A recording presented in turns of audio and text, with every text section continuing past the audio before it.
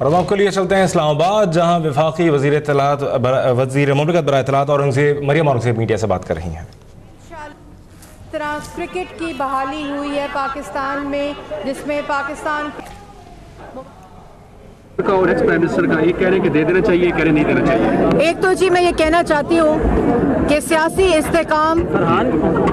اور جمہوری استحکام پاکستان میں آ چکا ہے۔ سیاسی جماعتوں کی میچورٹی اس بات کا ثبوت ہے کہ پاکستان میں اب وہ ہوگا جو پاکستان کی جمہوریت چاہے گی، جو پاکستان کے لوگ چاہیں گے، جو پاکستان کی 22 کروڑ عوام چاہے گی، پاکستان میں اب صرف وہ ہوگا۔ اسی طرح جو آپ کا سوال ہے اسحاق ڈار صاحب کے بارے میں، ابھی تک اسحاق ڈار صاحب کا اس کے اوپر ایک بیان بھی آ چکا ہے کہ استعفیٰ نہیں آیا، اور اسحاق ڈار صاحب نے ایز فائنانس منسٹر پاکستان میں جس طرح پاکستان کی معیشت کو سابق وزیر اعظم محمد نواز شریف کے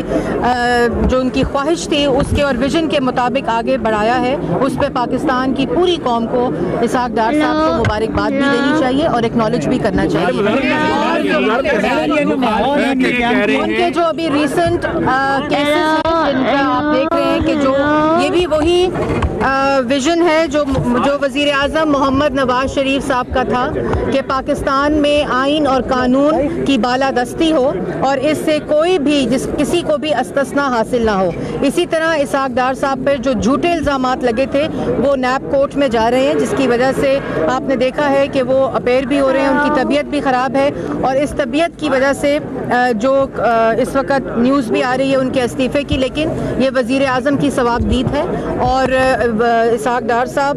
اگر جب استعفیٰ اگر انہوں نے دیا یا کوئی اس طرح کی بات ہوئی تو وہ اس کو اناؤنس کریں گے۔ میرے خیال میں اس کے اندر جو افواہیں اڑائی جا رہی ہیں وہ بے بنیاد ہیں اور نامناسب۔ اسی قانون کی بالادستی کے لیے ہائی کورٹ نے حکم دیا ہے کہ اس کو فیض آباد پر امپلیمنٹ کریں اور کلیئر کرائیں۔ فیض آباد الیکشنز کا مظاہرہ کر رہی ہے۔ دیکھیے حکومت کا مقصد صرف اور صرف امن ہے، اور صرف حکومت یہ چاہتی ہے کہ کوئی بھی اگر یہاں آئے، آپ نے دیکھا حکومت کو دھرنوں کی 2013 سے عادت ہے، اور اس پہ بھی میں مبارکباد دینا چاہتی ہوں عمران خان صاحب کو، یہ ان کا تحفہ ہے ملک کے لیے، کیونکہ 4 سال ان سے اور تو کچھ ہوا نہیں، لیکن ظاہر ہے لیکن حکومت فریڈم آف ایکسپریشن کی عزت کرتی ہے، لیکن میں یہ سمجھتی ہوں کہ ہر انسان کو، ہر شخص کو اپنی ذمہ داری انفرادی طور پر نبھانی چاہیے۔ جس طرح راولپنڈی اور اسلام آباد کے لوگ، آپ نے دیکھا ہے کہ ان کی سکولز،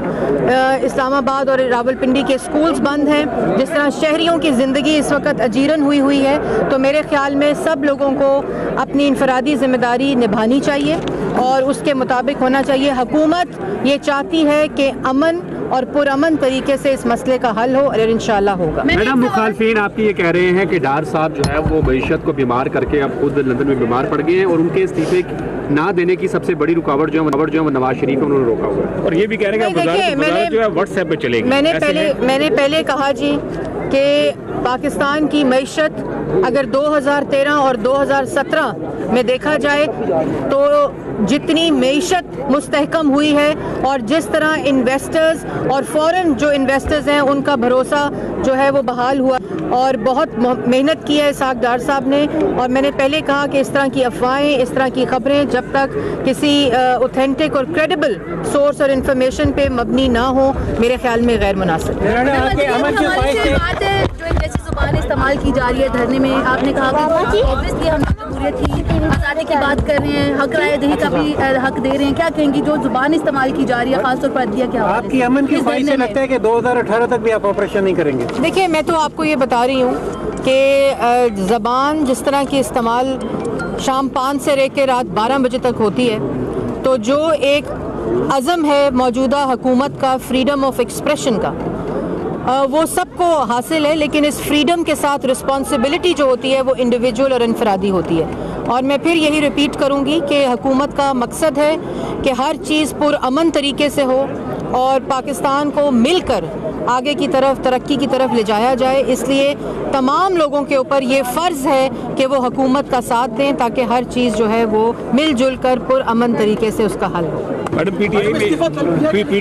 पीटीआई में खातून के साथ झड़प हुई है DI खान में, दावर कुंडी को फारिग कर दिया। क्या समझे PTI के अंदर भी इंतशार है, डिवीजन है, तफरीक है? देखिए मैं ये कहूँगी कि मुझे बहुत अफसोस हुआ कल जब मैंने ये खबर सुनी कि लेकिन PTI का एक